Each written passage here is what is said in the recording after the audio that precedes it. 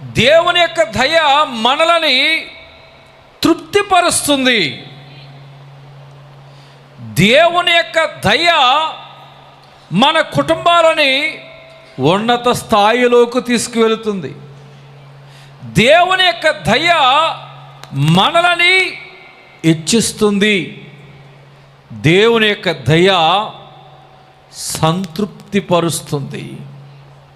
దేవుని యొక్క దయను మనము కోరుకుంటే మీ కొమ్ము హెచ్చించబడుతుంది.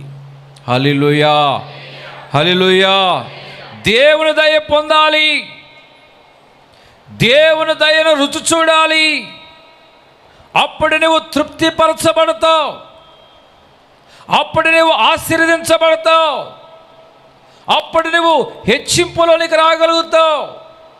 దేవుడిని కొమ్మును హెచ్చింపచేసి ఉన్నత స్థితిలోనికి దేవుడు తీసుకుని వస్తాడు.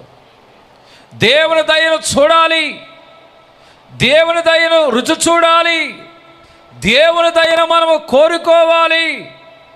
దేవుని దయను మనము కలిగి ఉంటే సంతృప్తిపరచబడతాం.